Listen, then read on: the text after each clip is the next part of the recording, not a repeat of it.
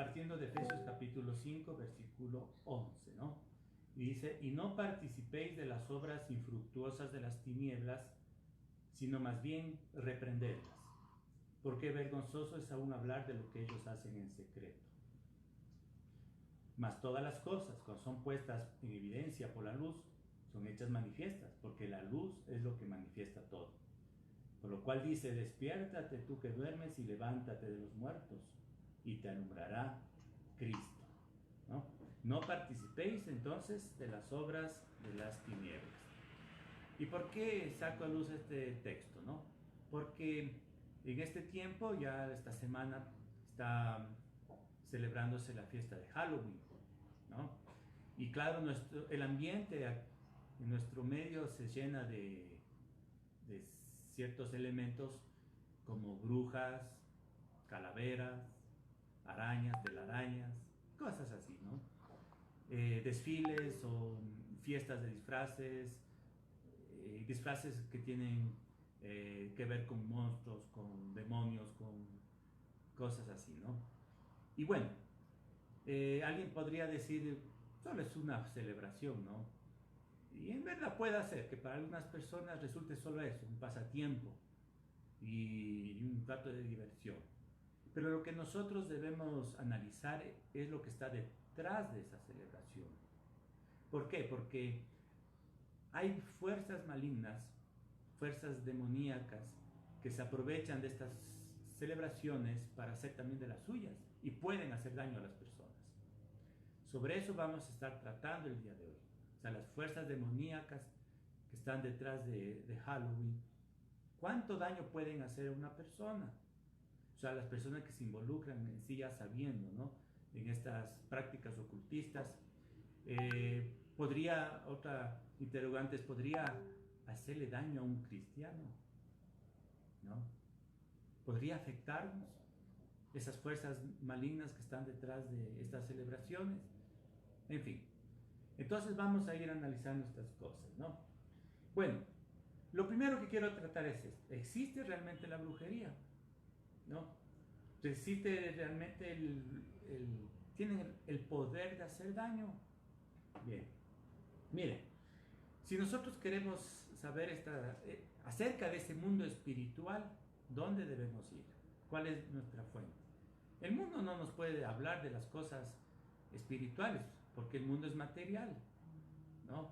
El ser humano, con toda la ciencia que tiene, no puede hablar y decir nada acerca del mundo espiritual, porque no ve ni le conoce, porque la ciencia no alcanza para eso. ¿Quién nos puede hablar del mundo espiritual? Solo Dios puede habernos revelado, y eso está en la Biblia, la palabra de Dios. Ahí sí podemos nosotros saber acerca de ese mundo, tanto del reino de Dios como del reino de las tinieblas. Entonces, si nosotros decimos, ¿existe la brujería? ¿Realmente puede hacer daño a una persona? ¿Qué dice la Biblia al respecto? Bien, les voy a leer en Hechos capítulo 16, versículo 16. Vamos a ver un caso, ¿no?, de una práctica ocultista que hasta nuestros días persiste. Y esto es la adivinación. Dice así, en Hechos 16, 16. Aconteció que mientras íbamos a la oración, nos salió al encuentro una muchacha que tenía espíritu de adivinación, la cual daba gran ganancia a sus amos adivinando. Mire, ¿qué dice aquí la palabra del Señor? Que en algún momento el apóstol Pablo se encontró con una muchacha que tenía espíritu de adivinación. Es decir, que no era la muchacha la que tenía el poder de adivinar, no era ella. Dice que tenía un espíritu de adivinación, o sea que el poder de adivinar se encontraba en un espíritu maligno, en un demonio. Los demonios sí tienen ciertos poderes sobrenaturales, porque son espíritus.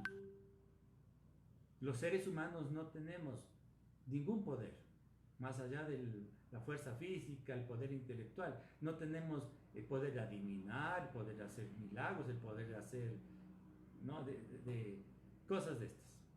No, son los demonios. Los demonios que están en las personas que se han prestado para estas prácticas, quienes sí tienen ciertos poderes. Ahora, por supuesto que también hay charlatanes, ¿no? En el mundo hay gente que puede decir que le van a hacer una limpia, que le van a hacer una brujería y es pura mentira, ¿no? No.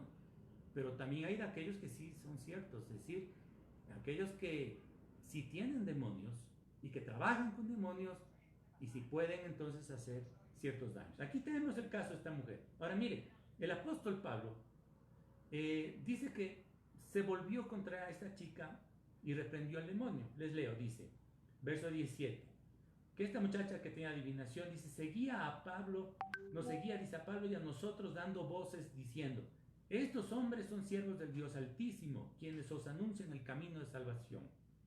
Y esto lo hacía por muchos días, mas desagradando a Pablo, este se volvió y dijo al espíritu, te mando en el nombre de Jesucristo, sal de ella.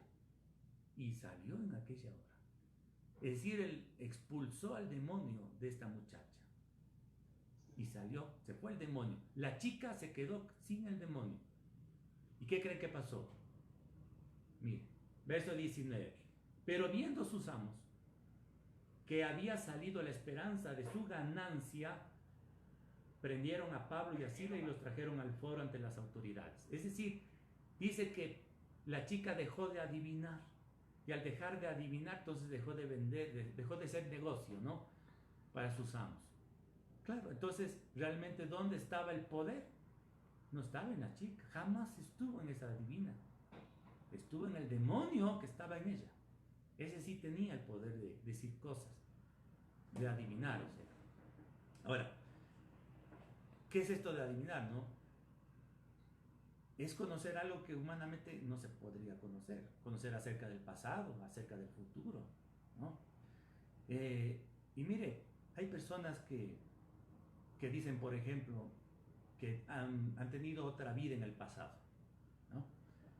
Y entran en trance o en hipnosis y comienza la persona a decir que, dice, yo viví hace 300 años vamos a suponer, en España, era un ciudadano de Castilla, ¿no? Y comienza a narrar de un pueblito, de una batalla que ha estado participando y así. Bueno, sale del trance y la gente dice, oiga, usted ha vivido hace 300 años en España y describió tales cosas, ¿no? Y él dice, yo no sabía. Pero bueno, investigan un poquito y dice, vean, lo que usted ha dicho es cierto. Entonces la gente dice, cree y se convence de que realmente tuvo otra vida. No es eso. Lo que pasa es que los demonios, ellos sí han vivido mucho antes que nosotros en este planeta, ¿no es cierto? Y ellos engañan a la gente o narrando estas historias y haciendo creer que es la gente la que vivió. No, los demonios han vivido aquí y ellos mienten y ellos hacen estas historias, ¿ya? Bien, ahora, aparte, mire, la Biblia, como les decía, ¿no?, como fuente de información y de revelación de ese mundo espiritual, nos habla de algunos otros casos que solo les voy a mencionar, aparte de este que vimos de esta chica que tenía ese poder de adivinar a través de ese demonio. Nos dice la Biblia, por ejemplo, que en el tiempo de Moisés, los hechiceros de Egipto, ellos también hicieron 3 señales. Ellos convirtieron la vara en serpientes, hicieron que el agua se convierta en sangre y también hicieron salir ranas de las aguas, ¿sí? Y eso fue causa para que Faraón también endurezca su corazón contra Moisés, que también estaba haciendo señales. Entonces los poderes demoníacos, mire, ahí haciendo señales. Los hechiceros. También nos cuenta la Biblia de un adivino llamado Balaam, que tenía el poder de maldecir, decían ellos, ¿no? Es decir, lo llamaban a este hombre y decían, quiero que me maldigas a tal persona. Hacía sus hechizos, sus cosas y supuestamente pues maldecía a las personas, ¿ya?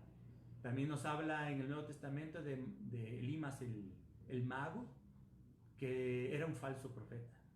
O también de Simón el mago, que en Samaria era conocido como alguien bien grande porque con sus artes mágicas dice que engañó a la gente y se decía que era el gran poder de Dios. Entonces sí, la gente daba manifestaciones sobrenaturales con estas prácticas ocultistas, pero no eran ellos, eran los demonios que estaban en estas personas, ¿sí? Porque esos demonios, vuelvo y repito, sí tienen poderes, ¿no?, sobrenaturales. Y finalmente, usted tal vez ha oído en el Apocalipsis, cuando dice que hay una imagen que tendrá el poder de hablar y hacer matar a todos aquellos que no le adoren. Una imagen hablando, ¿no? Sabemos que la imagen nada es, pero sí los demonios que están detrás de esas imágenes para hacer hablar. Eso está en Apocalipsis 13. Bueno, entonces, viendo que sí, existe, digamos, el poder del mal y está a través de las personas. Ahora, la pregunta es, ¿qué tipo de prácticas nomás la Biblia condena? Prácticas ocultistas me refiero. Y eso está en Deuteronomio capítulo 18. Deuteronomio 18. Y esto no es solamente un juego, un pasatiempo, hermanos. Toparse con las tinieblas, o sea, ser partícipe de estos poderes demoníacos puede llevarle a las personas realmente a luego estar poseídas, ¿no? Y traer muchas maldiciones sobre su vida. Bien, les leo entonces en Deuteronomio 18, verso 9. Cuando entres a la tierra que Jehová tu Dios te da, no aprenderás a hacer según las abominaciones de aquellas naciones. Abominaciones. Dice, no sea hallado en ti quien haga pasar a su hijo o a su hija por el fuego, ni quien practica adivinación, ni agorero, ni sortílego, ni hechicero, ni encantador, ni adivino, ni mago, ni quien consulta a los muertos. Porque es abominación para con Jehová cualquiera que hace estas cosas, y por estas abominaciones Jehová tu Dios echa estas naciones de delante de ti. Ahí está, mire, algunas prácticas ocultistas que persisten hasta nuestros días. Mire que esto fue escrito hace 3500 años y ya era una práctica muy conocida. Hasta ahora existe. Dice que no haya quien haga pasar a su hijo o a su hija por fuego. ¿A qué se refiere? Es que en aquellos días existía un culto a Moloch y era un ídolo gigante que tenía unos brazos extendidos y a esos brazos echaban a los hijos y había fuego, es decir, los quemaban a los niños. Así sacrificaban a los niños a ese culto idolátrico. Miren, en nuestros días, dirá, pues no existe Moloch. Bueno, pero el diablo tiene otra cara, porque esta práctica de sacrificar hijos existe en estos días. Mire, en estas fechas de Halloween, no va a ser extraño que las noticias se escuche que han desaparecido niños, de que se los llevan a esos cultos satánicos para sacrificarlos. Por alguna razón, ellos creen que los niños tienen mucho más valor, supuestamente para chuparles la vida, ¿no? Y inmortalizarse. Es una de las razones para sacrificar niños o para beber su sangre. Y yo conocí hace mucho tiempo a una joven que, mire, por estar ahí con esas malas amistades, fue a un culto satánico en estas fechas de Halloween. Y ella vio cómo sacrificaba a un niño, ¿sí? Y luego andaba la misma chica endemoniada, atormentada. Y ahí fue cuando me llamaron, ¿no?, para que ore por ella. Entonces, esto no es un juego. Estas prácticas lamentablemente existen. Una, sacrificar vidas humanas. La otra que decía, quien practica adivinación. Bueno, esto ya les mencioné, ¿no? Tratar de conocer el pasado, el futuro, cosas ocultas. Y a la gente le gusta. Por eso es que a veces para tomar una decisión sobre algo importante en su vida, en vez de buscar a Dios, algunos buscan al adivino, buscan al demonio, creyendo de que él les va a decir algo bueno. Y dice, ¿me casaré o no me casaré con tal persona, por ejemplo? ¿Cómo me irá en el matrimonio? ¿Y va en que le lean las cartas o yo qué sé? Bueno, y el diablo algo les va a decir seguramente. Y no saben que esos poderes malignos que les van a seguir acompañando después de una sesión de adivinación son los que van a traer desastres en sus vidas. Adivinación. Agorero. ¿Qué es un agorero? Según la definición del hebreo, es un astrólogo. Y los astrólogos son aquellos que creen que los astros determinan el destino de las personas. Mire, hasta nuestros días existe esto, ¿no? Porque usted tal vez pueda leer en ciertos periódicos el horóscopo, dice Acuario. Entonces, los que son de Acuario dicen, a ver, esto les va a pasar en esta semana. Y los de Sagitario, esto les va a pasar. Eso es un agorero, ¿no? Tratan de ver en los astros la suerte. Sortílego. Sortílego dice, es de aquel que controla a otra persona mediante hechizos. Usted tal vez ha visto también publicidad, yo he visto pegada en los postes, dice amarres, así se llama ahora, amarres. Es decir, pretenden con un hechizo hacer que una persona se enamore de otra a la fuerza, ¿no? Y es decir, tratar de influir en las otras personas por medio de un hechizo. Eso es el sortílego. También dice hechicero. Dice, son aquellos que llaman a los espíritus. Invocan a los espíritus. Y a veces los invocan con canciones, como lo que le llaman, tantras creo que les llaman, ¿no? No sé si dije bien la palabra. Y comienzan, ¿no?, a hacer ciertos ruidos y canciones. Y invocan espíritus. También dice encantador. ¿Qué es un encantador? Dice aquel que lanza una brujería para dañar.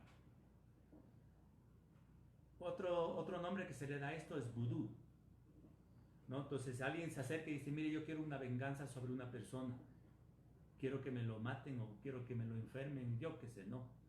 Ya le dice el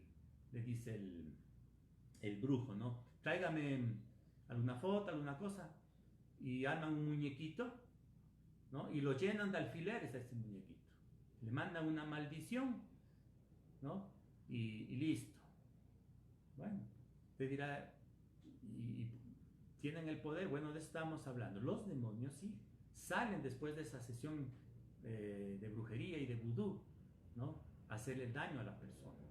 Pero es que la persona dice, yo no sé, desde hace un tiempito me siento mal, no dejo de pensar en algo, y comienza a volverse, comienza a sentirse, o sea, psicológicamente mal, enferma, ¿no? Porque comienza a invadirle los pensamientos. Y después le comienzan a salir unos moretones, dice, yo no me he golpeado, pero no sé por qué tengo este moretón. Y después le comienza a salir una enfermedad. Y finalmente murió. O sea, a ese extremo sí existe.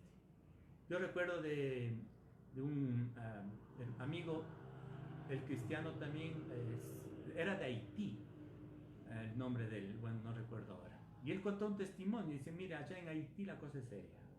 Aquí en el Ecuador casi que eso no existe, pero el vudú allá es verdadero. Yo conocí, tan solo con una amenaza que alguien le decía a otra persona, se cumplía. Es decir, tienen tal poder los brujos allá, que si uno no anda con Dios, decía él, seguro que se muere si le lanzan una de esas maldiciones. Es cierto, mis hermanos. Estas cosas, por eso son tan condenables por Dios, ¿no? Por eso las llama él mismo abominables. Sí, porque realmente los demonios tienen el poder de hacer daño. ¿Qué más decía, no? Decía el adivino, bueno, también se los llama los medium. Estos son personas que se prestan para invocar a un mal espíritu y ese mal espíritu posesionarse del medium, y entonces comienza a hablar y decir cosas, ¿no? Entonces hay personas que dicen, yo quiero llamar a mi papito que se murió hace tantos años, algo tengo que consultarle. Entonces buscan un medium y supuestamente invocan a que venga el espíritu de ese muerto, y sale de pronto y aparece y habla. Dice, ve, cierto ha sido. No se dejen engañar, los muertos no pueden venir del más allá. La Biblia claramente expresa eso. No hay muerto que haya regresado ni para bien ni para mal. Ellos están en donde deben estar. Y la Biblia sí habla en el libro de Samuel de un caso de estos, de medium. Cuando Saúl, una vez que él ya se había apartado de Dios, Dios no le respondía ni por sueños, ni por Urim, ni por profetas. Dice que fue a buscar a una medium, a una adivina de Endor. Y estando con ella, entonces dice que invocó supuestamente para traerle a Samuel, el profeta Samuel, que ya había muerto. Entonces hizo sus cosas, y de pronto en esa sesión espiritista, ¡tas!, que se viene a aparecer un espíritu. Claro, ellos pensaron que era Samuel, y no era Samuel, era un demonio, ahora sabemos. Y claro, ese demonio comenzó a decir, le comenzó a hablar a Samuel. Dice, bueno, ¿y para qué me has llamado de entre los muertos si Dios ya se ha apartado de ti? Y le comienza a decir, mañana tú estarás conmigo, o sea, muerto. ¿No? Vas a perder en la batalla contra los filisteos. Y así sucedió. O sea, fue una adivinación. Y así sucedió. Y claro, Samuel lo que hizo fue una de sus rebeldías más y ganarse una maldición más a su vida. Al día siguiente murió él y sus hijos en la batalla. Entonces, sí, mire, esos son los espiritistas. Invocan a los muertos. Y aquí quiero decir algo que, lamentablemente, dentro del catolicismo, cuando ellos rezan a San Agustín, a San esto y el otro, oye, están invocando a los muertos, porque ellos ya fallecieron, ¿verdad? Y claro que quizás no lo hacen con ese sentido, ¿no? Espiritista, pero es una práctica que a la final de cuentas están invocando a un muerto. Así que eso también medite mucho acerca de esta situación. Bien, eso dice aquí en Deuteronomio 18, les decía yo, son prácticas que hasta nuestros días persisten, pero hoy tal vez tienen otros nombres. Por ejemplo, la tabla Ouija es otro medio espiritista. Invocan a los espíritus para que les respondan ciertas preguntas, ¿no? Y aquí de lo que hemos nosotros escuchado en las noticias, cuando se hace noticia, es porque dice, ay, vean unos muchachos, tal vez en algún colegio, se pusieron a jugar con la tabla Ouija, ahora están ahí retorciéndose, ¿no? Teniendo ataques endemoniados, o sea, ¿sí? Por estar jugando. Es que no se puede tener contacto con las tinieblas y salir libre, porque el diablo se aprovecha. Y cuando se le abre puertas, él entra a tomar posesión de las personas. Entonces la tabla Ouija, el tarot, ¿no? Leer la suerte a través de también del té, del hígado, de la tierra, bueno, se ha inventado un montón de cosas, ¿no? Las cábalas también pretenden a través de números y de palabras tratar de descubrir ciertos mensajes. Bien, ¿qué de todo esto? En resumidas cuentas, quiero solamente leerles en Apocalipsis 21:8 lo que Dios dice acerca del final de estas personas que practican el ocultismo. Dice así: pero los cobardes e incrédulos, los abominables y homicidas, los fornicarios y hechiceros, ¿no? Los idólatras y todos los mentirosos tendrán su parte en el lago que arde con fuego y azufre, que es la muerte segunda. Entonces es una condenación eterna, ¿no? Al hechicero, sí, a todos aquellos que practican estas cosas, los ponen en la misma lista de los fornicarios, homicidas y abominables. Y su destino eterno es el lago de fuego. ¿Sí? Entonces no es esto una cosa de juego. Ahora, estaba leyendo un libro de un autor cristiano que ha hecho un estudio profundo acerca de estas prácticas ocultistas y además hace una comparación con las enfermedades mentales, ¿no?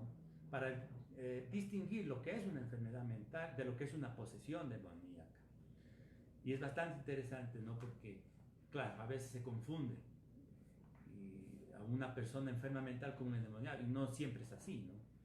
Pero bueno, él dice las consecuencias en las personas que practican el ocultismo.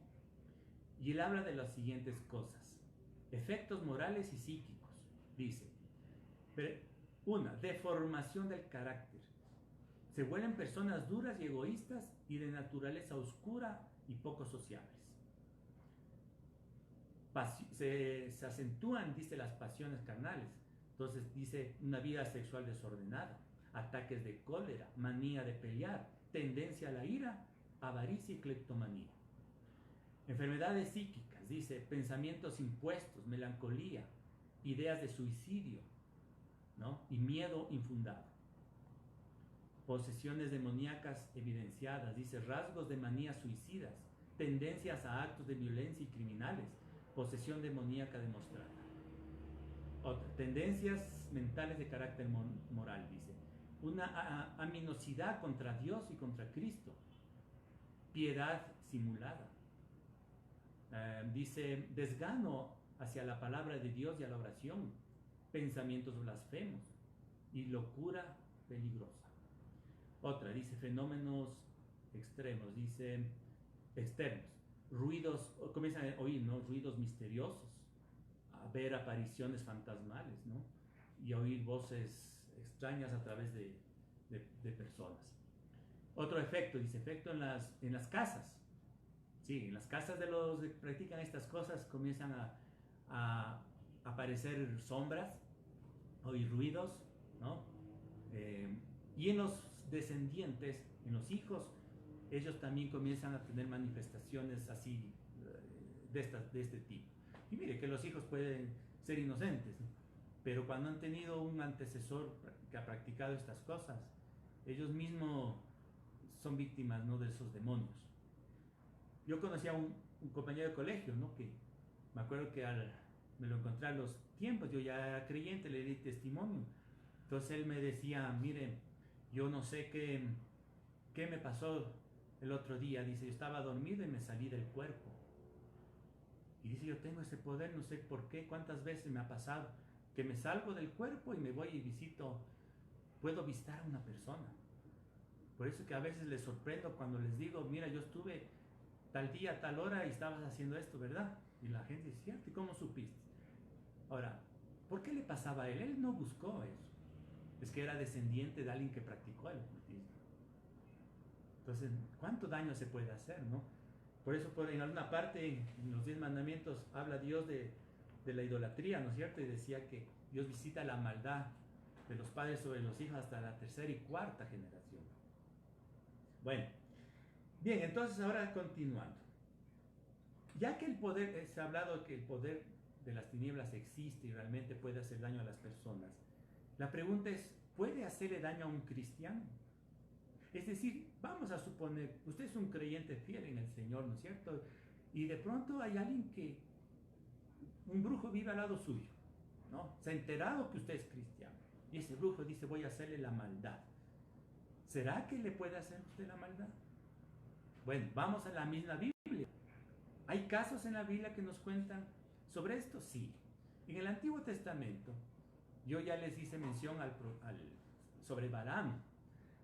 Y resulta que en el tiempo que Israel caminaba en el desierto, ¿no?, y atravesaba por Moab, dice que el rey de allá, llamado Balac, él se preocupó, ¿no?, del pueblo de Israel, se preocupó de gana. Y dijo, no, yo quiero que este pueblo de Israel me lo maldigan. Y llamaron al famoso Balaam, que tenía ese poder de maldecir. Y dijo, mira Balaam, te voy a dar bastante dinero, pero ven y maldíceme a este pueblo. Y Balaam fue a maldecir, ¿no?, a Israel. Y cuando ya hizo sus ritos, hizo sus ritos y abrió la boca, resulta que Dios puso en la boca de este hombre palabra de bendición. Y claro, Balac enojado dijo, yo te he traído para que maldigas a este pueblo, no para que lo bendigas. Y él dijo, yo no puedo hacer nada, Dios puso esas palabras en mi boca. Y es verdad, no hay agüero contra el pueblo de Dios. Eso dice ahí en Números 22, que habla de esta historia. No hay agüero contra el pueblo de Israel, porque Dios no ha visto maldad, decía. Dios no ha visto maldad en su pueblo de Israel. ¿Cómo Dios va a maldecir lo que Él ha bendecido? ¿Cómo alguien puede maldecir cuando Dios ha bendecido? ¿Sí? Y les voy a leer un pasaje del Nuevo Testamento que hace alusión a esto, ¿no? Y dice en 1 de Juan, capítulo 5, el verso 18. Dice así: sabemos que todo aquel que ha nacido de Dios no practica el pecado, pues aquel que fue engendrado por Dios le guarda y el maligno no le toca. Repito, mire, sabemos que todo aquel que ha nacido de Dios fue engendrado por Dios, dice, Dios le guarda y el maligno no le toca. ¿Qué le parece? Ahí está la promesa.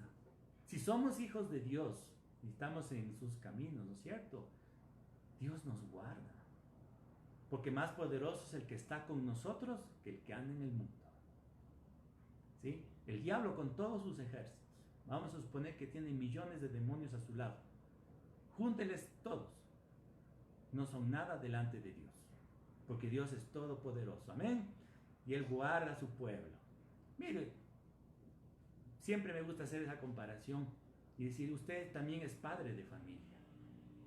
Si usted viera a su hijo que alguien quiere acercársele a hacerle daño, estoy seguro que usted como padre no va a dejar que le hagan nada, lo va a defender. ¿Cuánto más Dios? Así que mientras caminemos con el Señor, esté totalmente seguro de que no habrá daño que le alcance.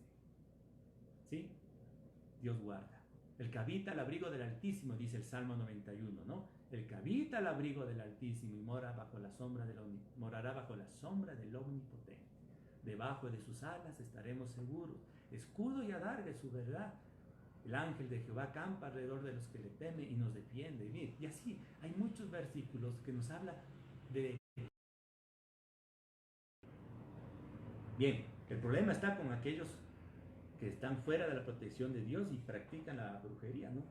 Ay, sí, ya ni cómo ponerlos a salvo. Bien, pero sí hay un riesgo para el creyente. Hay un riesgo y yo quiero decirles cuál es ese riesgo. En 1 Corintios capítulo 10. Porque puede ser que el creyente, ¿no es cierto? Sí, en verdad goza de la protección de Dios, pero puede en algún momento su vida resbalar y caer justamente en estas prácticas ocultistas. Y el caso que les leo está en 1 Corintios capítulo 10, el cual hace mención justamente, ¿no?, cuando el pueblo de Israel en algún momento resbaló y justo después de que fueron salvados de la maldición de Balaam, en algún momento ellos fornicaron con las moabitas y ahí sí les vino la maldición, pero fue porque ellos pecaron, ¿no? Bien, les leo aquí en 1 Corintios 10, dice en el versículo 19. ¿Qué digo pues? ¿Que el ídolo es algo o que sea algo lo que se sacrifica a los ídolos? Antes digo que lo que los gentiles sacrifican, a los demonios lo sacrifican y no a Dios. Y no quiero que vosotros os hagáis partícipes de los demonios. Mire, ¿qué le parece? Ahí tenemos el caso. Dice un ídolo. Podemos decir nosotros como que si alguien tuviese un equeco en la casa, un Buda, ¿no? Y etcétera, ¿no? Un ídolo puede tener muchas formas, ¿ya? Y le creen, le tienen confianza. La Biblia dice que detrás de ese ídolo hay un demonio realmente. Que detrás, como le decía hace un momento, de un adivino está un demonio. De un hechicero, de un mago, de un encantador, están fuerzas demoníacas. Y entonces las personas, ciegamente, ¿no es cierto? Ellos quizás no ven y no se imaginan, ¿no?, que al tener contacto con estas prácticas ocultistas realmente están en contacto con demonios. Y dice aquí la Biblia, no quiero que vosotros, y se dirige a los creyentes, os hagáis partícipes de los demonios. Es decir, que un creyente por quién sabe qué razón, ¿no es cierto?, ha caído, ha sido tentado, ¿no es cierto?, para ir donde un adivino o que le hagan una limpia, yo qué sé, va a tener contactos con demonios. Dice, no podéis beber de la copa del Señor y de la copa de los demonios. No podéis participar de la mesa del Señor y de la mesa de los demonios. O provocaremos a celos al Señor. ¿Somos más fuertes que Él? Entonces, mire, sí, esa advertencia sí nos da las Escrituras.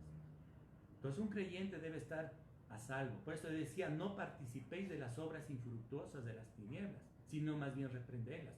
Así que la posición del creyente ante Halloween y cualquier otra práctica ocultista es apartarse de eso. No es un juego, no es una celebración nomás. Detrás de esas celebraciones hay demonios. En los conciertos de rock and roll, ¿no?, en los conciertos de esa música, ¿cómo le llaman?, de heavy metal, ¿no? No invocan ellos a los demonios.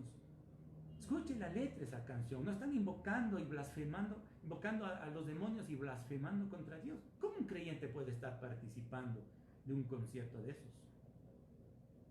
¿No? ¿O quiere que ese creyente salga influenciado por los demonios? No, no es cierto. Entonces, mantengámonos más bien separados de aquello. Bien, pues voy terminando el mensaje. Quisiera entonces dejar eso que mediten en su corazón, ¿no? No participemos de las obras infructuosas de las tinieblas, más bien reprendámoslas. Y que el Señor pues los bendiga mucho en esta semana. Guárdense y guardémonos de toda aquella mala influencia que en este 31 de octubre pueda haber. Estemos en oración, reprendamos al diablo, tenemos autoridad para eso, ¿sí? Echemos fuera a cualquier mal espíritu, más bien. Estemos en batalla espiritual, combatiendo en oración, y que Dios pues nos siga dando muchas más victorias. Amén. Que Dios los bendiga muchísimo.